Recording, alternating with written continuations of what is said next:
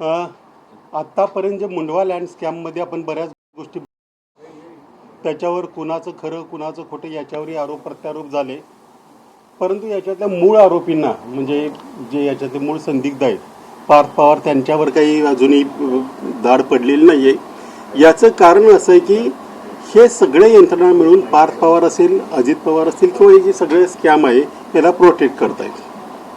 4-5 दिवसापूर्वी एक माहिती दिली होती की जे 1 जून 2021ला पत्र लिहिलं होतं ते पार्थ पवार यांनीच लिहिलं होतं। त्यानंतर 2 जूनला शीतल तेजवानी यांनी तसं पत्र लिहिलेलं आहे।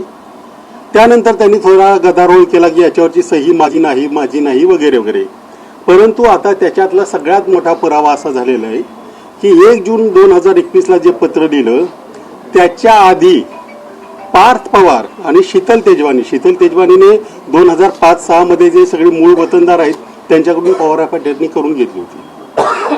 पार्थ पवार आणि शीतल तेजवानीला सगळी पॉवर ऑफ अटर्नी 25 मे 2021 रोजी शीतल तेजवानीने करून दिलेली आहे। 2021 म्हणजे तेव्हापासून पार्थ पवार शीतल तेजवानी हे कधीही वेगळे नव्हते। ते दोघं आणि तो दिग्विजय पाटील म्हणून हे सगळे मिळून या सगळ्या जमिनी संदर्भात मध्ये व्यवहार करतात। आणि ही कागदपत्र सगळ्यात महत्वाचा मुद्दा असा आहे, ही कागदपत्र आमच्याकडे नाहीत तर ती शासनाच्या दरबारामध्ये ऑलरेडी आहेत। असं असतानाही राज्याचे महसूल मंत्री असतील, गृहमंत्री असतील, जी काही समिती नेमली ती समिती असेल, त्यांना मात्र याच्यातला पार्थ पवारचा डायरेक्ट कसा संबंध आहे हे सापडलेलं नाही। कसं याचं कारण आहे की त्यांना ते शोधायचं नाही म्हणून सापडलेलं नाही, नाहीतर याचे पुरावे काही वेगळे कुठे आहेत अशातलाही भाग नाहीये। ही जी पॉवर ऑफ अटर्नी आहे शीतल तेजवानी आणि पार्थ पवार याच्यातली ही 25 मे 2021ला साईन झालेली। त्यानंतर आणखी एक महत्वाचा मुद्दा म्हणजे आता त्यांनी ज्या वेळेला LLP साठी ते लेटर ऑफ इंटेंट साठी पत्र दिलं त्यावेळेलाही एक नोटराइज अग्रीमेंट केलेलं आहे त्यांनी। हाईट म्हणजे ही दोन्ही नोटराइज अग्रीमेंट एकाच नोटरीकडे साईन झालेली आहे, एकाच नोटरीकडे करण्यात आली। याचा अर्थ गेली 4-5 वर्ष हे सगळे मिळून हा सगळा घोटाळा करतायत। राज्याचे वित्तमंत्री अजित पवार हे राज्याशी खोटं बोललेले आहेत आणि त्याला आपले जे काही मंत्री असतील, मुख्यमंत्री असतील किंवा महसूल मंत्री त्यांना प्रोटेक्ट करतायत। त्यामुळे आता परवा जशी त्यांनी मागणी केली की ललिता कुमारी जजमेंट प्रमाणे FIR दाखल झाला पाहिजे, तर याच्यामध्ये आम्ही आज येत नाही, परंतु कदाचित आज उद्या जाऊ आम्ही पण म्हणू की हे सगळे तुमचे पुरावे आहेत। ललिता कुमारी म्हणजे कोणी जर FIR करायला सांगितला, पुरावा दिला तर ताबडतोब FIR दाखल करायचा, तर तो त्यांनी आज उद्यामध्ये करावा, नाहीतर आम्ही तिथे जाऊन यासाठी प्रयत्न करू। आणि याच्यामध्ये कुणीही स्वच्छ नाहीये, सगळे मिळून राज्यातल्या जनतेला मूर्ख बनवतात। म्हणजे याच्यामध्ये कुणी कुणाला फोन केले वगैरे याच्यामध्ये अंजलीताई बोलतील आणि त्यानंतर परत मग आपण प्रश्नोत्तर घेऊ। एक प्रश्न तुम्हाला की याच्यापूर्वी जे तुम्ही 2 डॉक्युमेंट्स दाखवलेले होते त्या डॉक्युमेंट्सवर कुठल्याही आवक क्रमांक नाही, कुठल्याही सही शिक्का नाही असं ते म्हणाले, याच्यावर ते आहे का? एक्झॅक्टली आता आहे मी ह्याच्यावरनच पुन्हा सुरुवात करते। हे एक पॉवर ऑफ अटर्नी आहे जी शीतल तेजवानी आणि पार्थ अजित पवार यांच्यामध्ये झालेली ही पॉवर ऑफ अटर्नीची कॉपी आहे। या पॉवर ऑफ अटर्नी मध्ये हीच जागा, हीच जमीन, तोच सर्वे नंबर शीतल तेजवानीनी पार्थ पवारला आणि इथे प्रत्येक पेजवर सही आहे। तुम्ही म्हणालात ना मगाशी की सही नाही आहे, या प्रत्येक पेजवर पार्थ पवारची सही आहे, प्रत्येक पेजवर। एवढंच नाही तर त्याचा फोटो देखील लावलेला आहे, हा बघा, हा पार्थ पवारचा फोटो देखील आहे, सही देखील आहे, स्टॅम्प देखील आहे आणि हे नोटराइज्ड कॉपी आहे। हा 2021 मध्ये याच जमिनीचा पार्थ पवार आणि शीतल तेजवानी झालेली पॉवर अटर्नीची कॉपी आहे, ज्याच्यानंतर ते पत्र लिहिलं गेलं आणि ज्याच्यानंतर हा सगळा व्यवहार झाला। आता मी सगळे धक्कादायक खुलासे करते। धक्कादायक खुलासे असे आणि हे कोणी आम्हाला पाठवले ते पण आम्ही सांगतो की आम्हाला ऍडव्होकेट तृप्ता ठाकूर, ज्या दिग्विजय पाटलांच्या आणि शीतल तेजवानींच्या दोघांचीही ऍडव्होकेट, ज्या ऍडव्होकेट तृप्ता ठाकूर आहेत, त्यांनी मला व्हॉट्सअप आणि मी यांना ताबडतोब ते फॉरवर्ड केलं की त्यांनाही आली आहे. तर ही फॅक्ट आहे की त्या बाईंना बहुतेक राग येत असावा की मला आणि शीतल तेजवानीला त्रास दिला जातोय, पण बहुधा पार्थ पवारला कुठेही कोणी देत नाहीये, म्हणून तिने सगळेच्या सगळे 71 पानाचे डिटेल्स आम्हाला पाठवलेत आणि त्याच्यापैकी हॉरेबल धक्कादायक असे खुलासे आहेत. एक म्हणजे पहिलं नाव आहे Shri Santosh Hingade, collector of stamp, department of registration and stamps, यांच्यातलं आणि तृप्ता ठाकूर मध्ये झालेलं सगळ्याच्या सगळं कॉन्व्हर्सेशन सुरुवातीपासून, म्हणजे त्यांना जे ऍडज्युडिकेशन करून देण्याच्या आधीपासून हे हिंगडे आणि शीतल तृप्ता ठाकूर मध्ये सगळं कॉन्व्हर्सेशन आहे. आणि त्याच्यात ते म्हणतात डॉक्युमेंट्स ला जे लावणार आहात ते सर्व जोडा, बाकीचा फाईल सोबत द्या. म्हणजे त्यांनी ते सांगितल्याबरोबर ती ताबडतोब त्यांना पूर्ण ज्या ऍडज्युडिकेशनचे पेपर्स ही PDF कॉपी त्यांना पाठवते. यानंतर सगळं तुम्ही जर बघाल, चॅट आहे त्यांचं, अगदी त्याच्यात वरी आणखी फाईल इन्व्हर्टेड म्हणून सुद्धा तिने पाठवलेलं आहे. फाईल ती पाठवली, आता जी आम्ही ऍडज्युडिकेशनची पाठवली फाईल दिल्याबरोबर सुद्धा त्यांना कळलं होतं की हे आम्ही दिलंय. आता सर मी कोर्टातून निघाली, मी येतेय, गुड मॉर्निंग, आणि लगेच नोटीस रेडी झाल्याबरोबर अधिकारी त्यांना कळवत नोटीस रेडी आहे. आणि हे कोणासाठी करणार आहे, शीतल तेजवानी का दिग्विजय पाटील का पार्थ पवार? आता पुढे बघा, हा this is the biggest and the most shocking detail. हा जो ऍड्रेस आहे हा ते पाठवतात, आधी व्हॉइस कॉल होतो, मग हा ऍड्रेस पाठवतात. हा ऍड्रेस कोणाचा आहे? पार्थ पवारचा जिजाऊ बंगला. इथे त्यांना बोलायला जात आहे का काय हे ऍडव्होकेट तृप्ता ठाकूरच सांगू शकतील.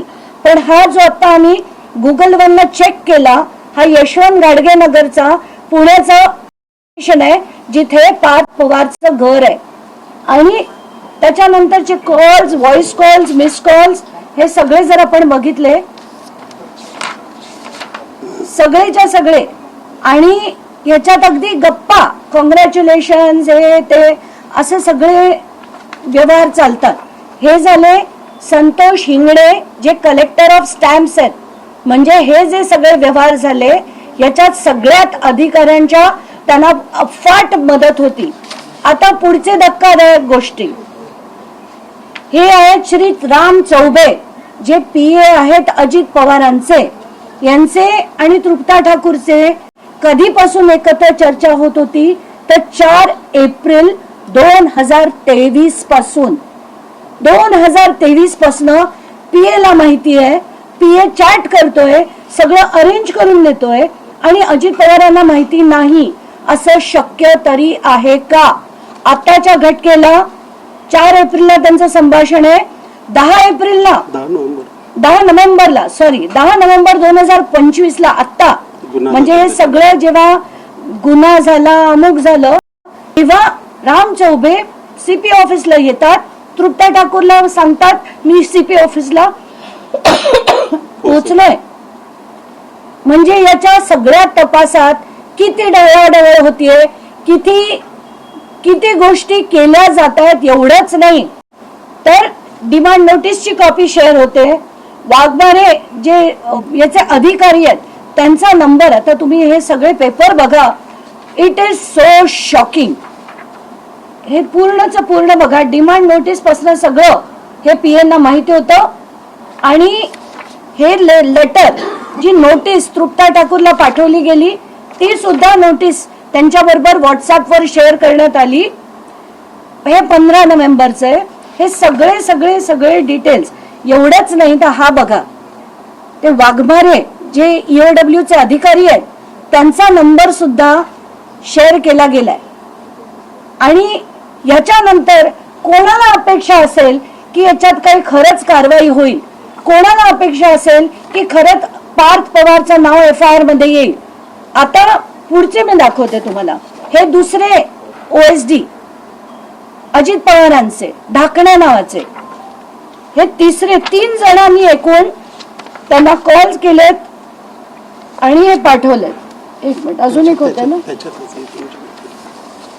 एक राम चौबे, एक ढाकणे आणि अजून एक तिसरे होते. ते या सगळ्यांनी, आता आपण दिग्विजय पाटलांचे जे झालेली जी तृप्ता ठाकूर बरोबरचं जे बोलणं होतं ते आहे, प्रशांत टेकाळे नावाचा जो होता अमेडियाचा हे आहे, आणि सगळ्यात महत्वाचं म्हणजे ही सगळी माहिती तृप्ता ठाकूरनी जी आम्हाला पाठवली आहे त्याच्याबरोबर एक कव्हरिंग लेटर आहे जे तिने EOW ला पण लिहिलंय आणि ते तिने बावधन पोलीस स्टेशनला पण लिहिलंय. त्यामुळे ही जी माहिती आमच्याकडे काल परवा आली ती आधी त्यांनी पोलिसांना दिलेली आहे, आणि तरीही 18 तारखेपासून आजपर्यंत, आज तारीख 22, अजून पार्थ पवारचं नाव FIR मध्ये आलेलं नाही. तर आताच्या घटनेला आम्हाला 3 अधिकाऱ्यांचं आहे, ते तिसरं मला वाटतं माझं डॉक्युमेंट राहिलंय, पण 3 अधिकाऱ्यांशी सरळ सरळ बोलणं होतं. आणि इतकं आता हे सगळं शॉकिंग झालंय. गृहमंत्री अजित पवारांना वाचवण्यासाठी हे सगळं करतायत, आणि मला मुख्यमंत्र्यांना देवेंद्र फडणवीसांना आज आव्हान द्यायचंय की आज तुम्ही ही FIR तुमच्या बावधन पोलीस स्टेशन मधनं आणि EOW कडनं जर मागून पार्थ पवारवर आज केली नाही, आणि याच्यात सरळ सरळ 3 OSD 3 अजित पवारांचे आहेत, आणि हे सरळ असताना सुद्धा अजित पवारांचा जर राजीनामा घेतला नाही तर उद्या मी पुण्याला जाऊन मी आणि कुंभार तिथे अर्ज देऊन तात्काळ पार्थ पवारवर तुम्ही ऍक्शन घ्या आणि त्यांचं नाव घाला, ही विनंती नाही, आम्ही इशारा देतोय असं म्हटलं तरी चालेल. आत्ताच्या घटनेला आम्हाला क्लिअर कट पुराव्यानिशी कळलंय की अजित पवारांचा याच्यात सहभाग आहे. ह्या व्यवहार 2021 पासून पॉवर ऑफ अटर्नी तिथे कोण दिग्विजय पाटील नाही, आम्ही कोणी नाही, सरळ सरळ शीतल तेजवानी आणि पार्थ पवार मध्ये झालेला हा व्यवहार आहे. याच्यात दुसरं तिसरं कोणी नाही, बाकीची लोक नंतर आली. सगळ्या यंत्रणेची त्यांना साथ होती, कलेक्टर स्टॅम्प त्यांची सगळी कारवाई करत होते, आणि 3 OSD अजित पवारांचे हे त्याच्यात त्यांना सहभाग होता. हे आता सरळ सरळ दिसतंय.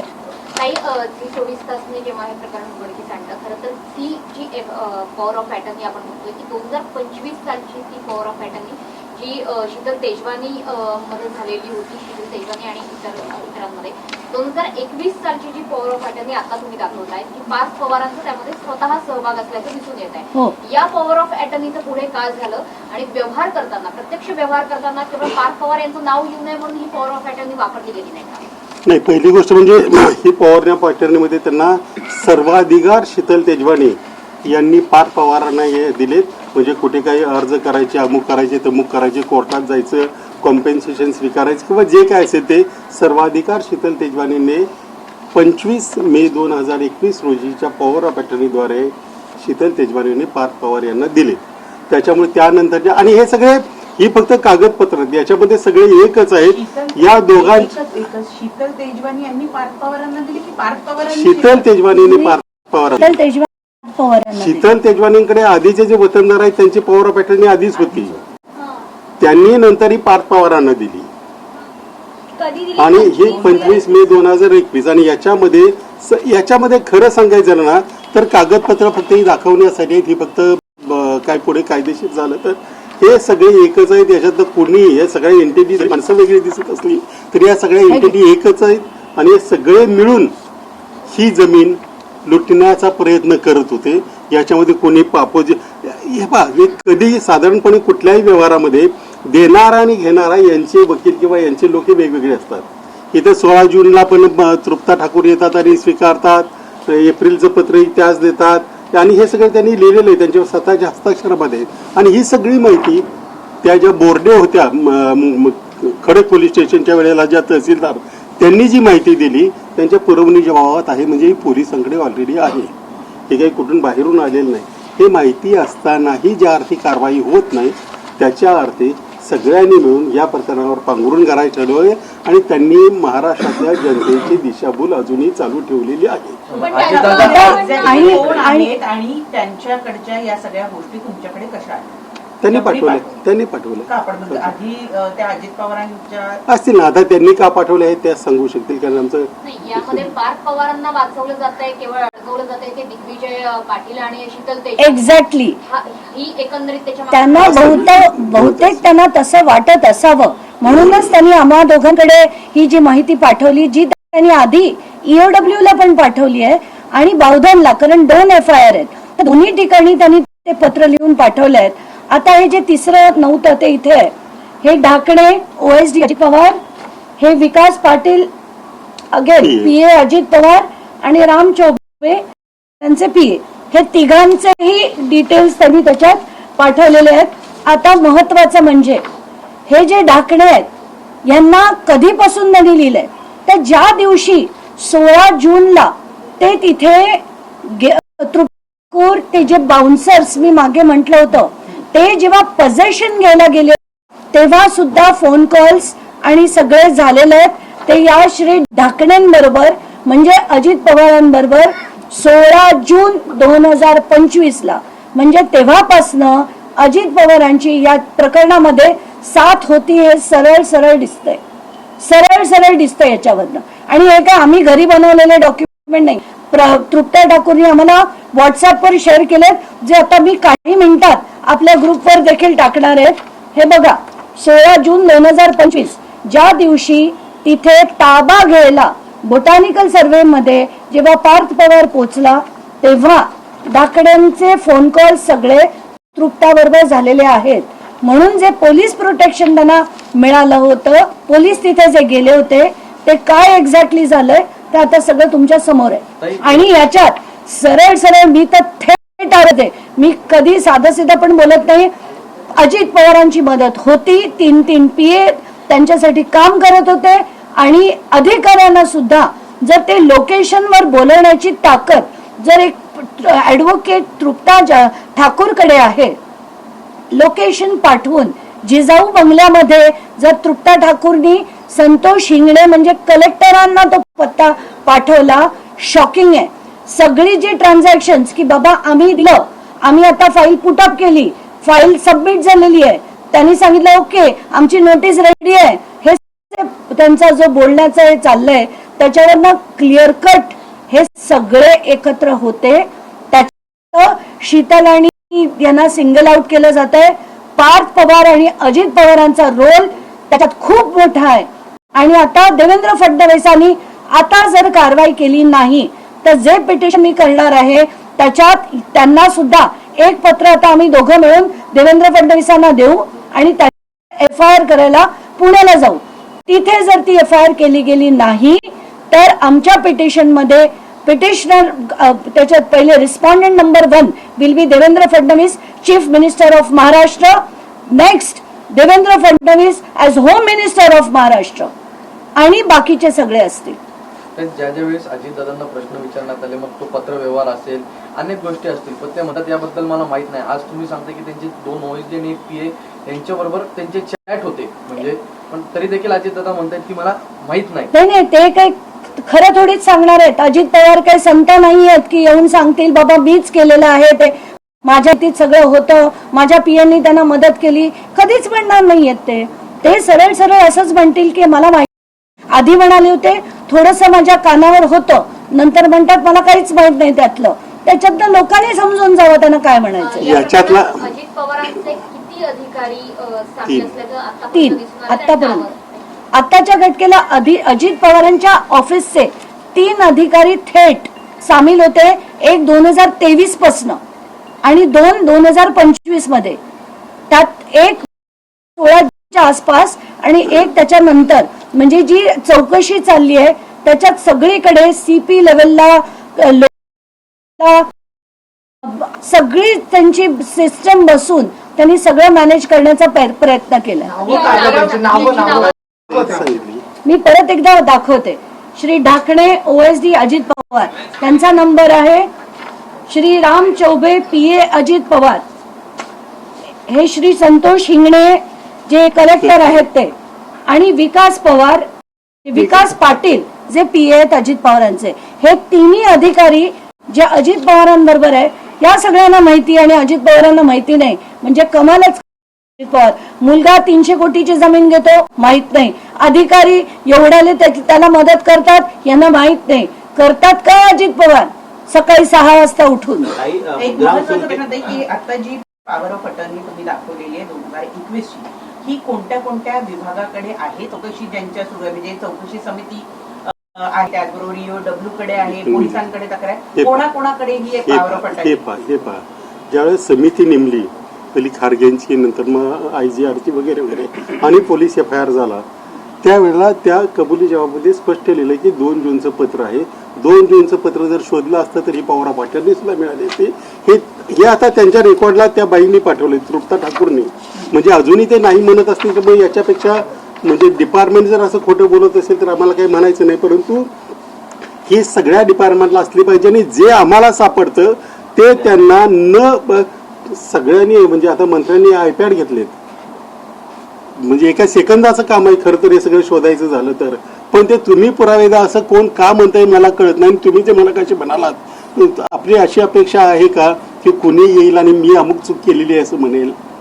असं म्हणणार नाही, त्यांनी तेच म्हणायचं आहे. परंतु ते राज्याचे वित्तमंत्री आहेत.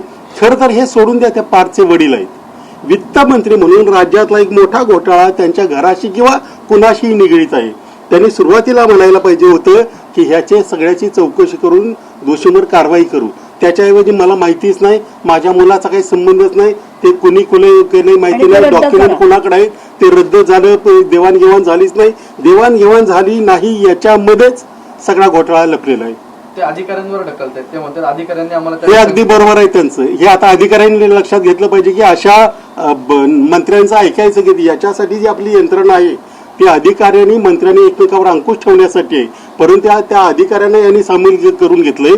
आणि म्हणूनच मी नेहमी म्हणतो की या अधिकाऱ्यांच्या ज्या बदल्या आहेत त्या बदल्या नियमाप्रमाणे व्हायला हव्यात. हे सगळे अधिकारी जे मर्जीतले अधिकारी त्यातल्या राज्यातले किंवा त्या विभागातले दबंग राजकारणी आहेत, त्यांच्या मर्जीने तिथे वर्षानुवर्ष ठेवले जातात, त्याचाच हा परिणाम आहे.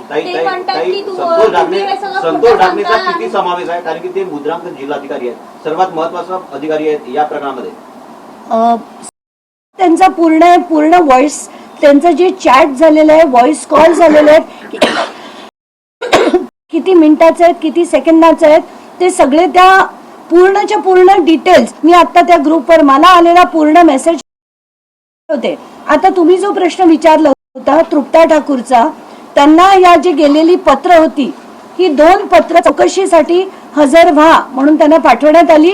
त्याच्यावर त्यांनी लिहिलेलं उत्तर आणि त्याच्याबरोबरचे सगळे अनेक्शन्स जे आज आम्ही दाखवले ते सगळे 18 तारखेला EOW ला गेले होते आणि 20 तारखेला बावधन पोलीस स्टेशनला त्यांनी कळवले होते. आज तारीख 22.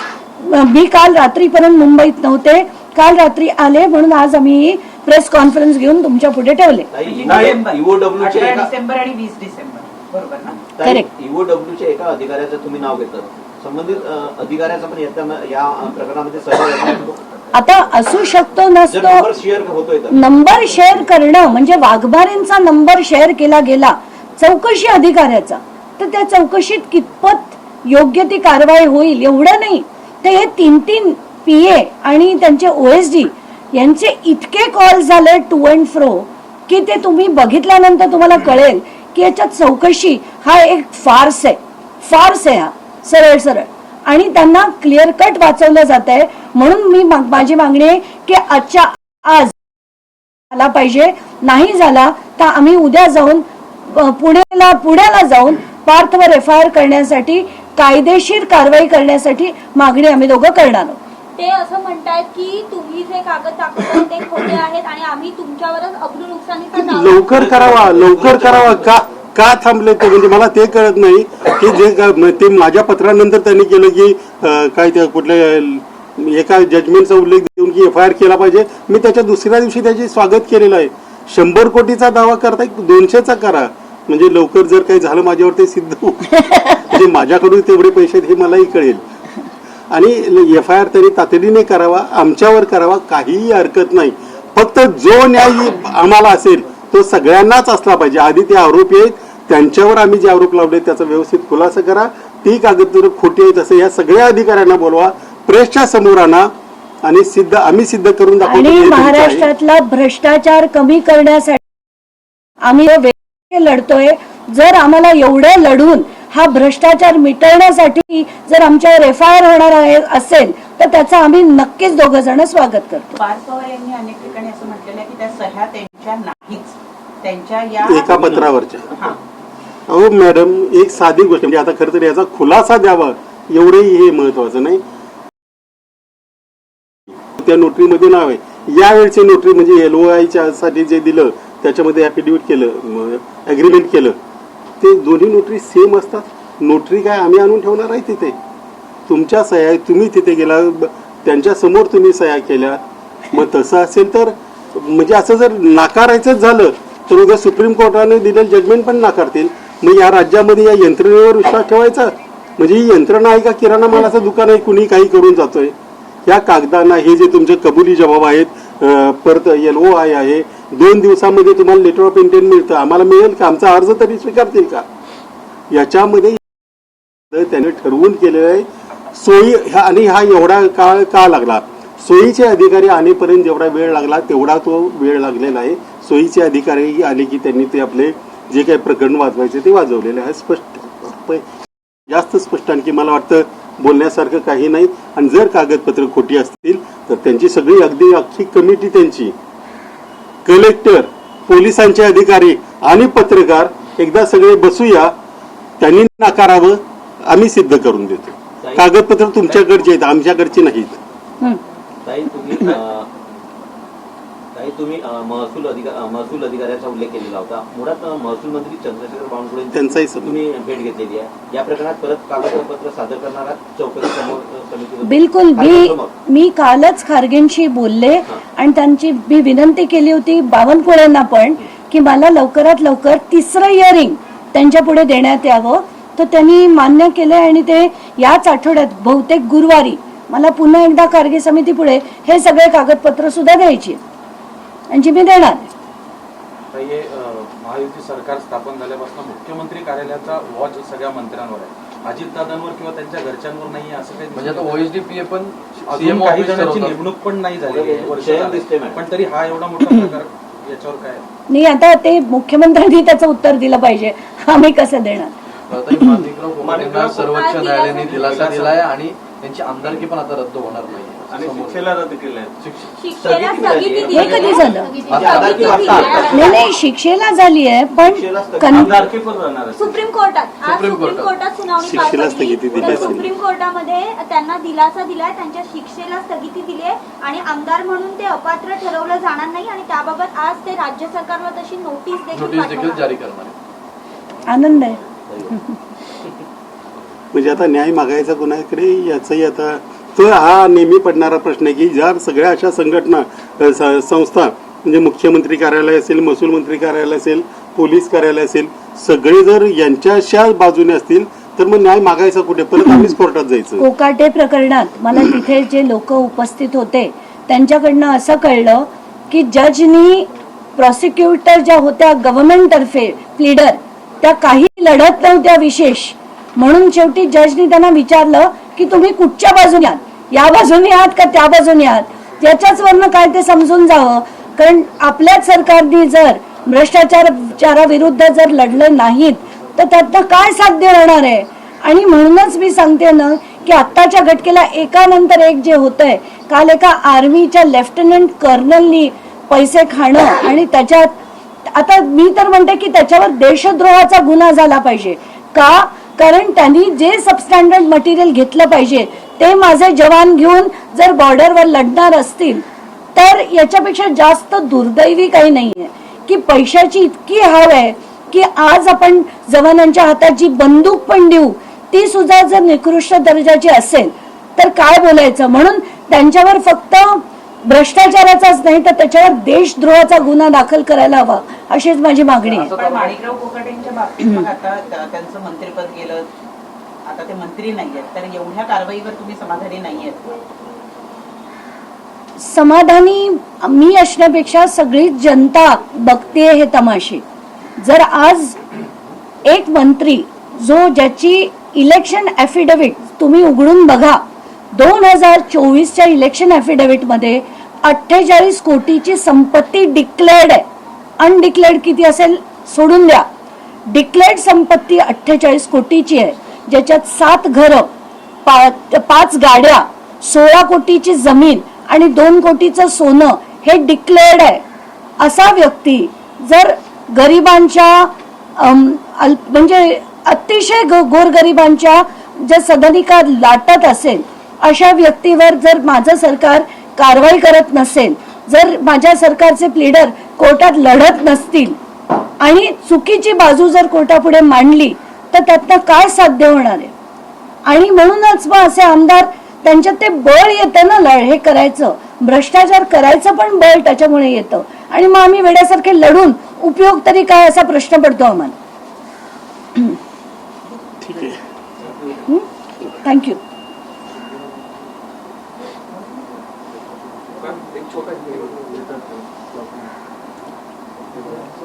कौन से चैनल के लिए? तो इंग्लिश में बोलो या हिंदी में, क्योंकि वो रिपब्लिक भी आने वाला था शायद. वो मुद्दा उठाएगा.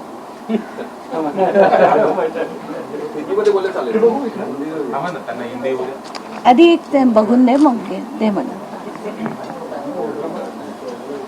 कालच बोलायचं दादा, ते पत्रात कोणत्या किती पत्रक होते मला माहितीच नाही. त्यांनी बोलावं.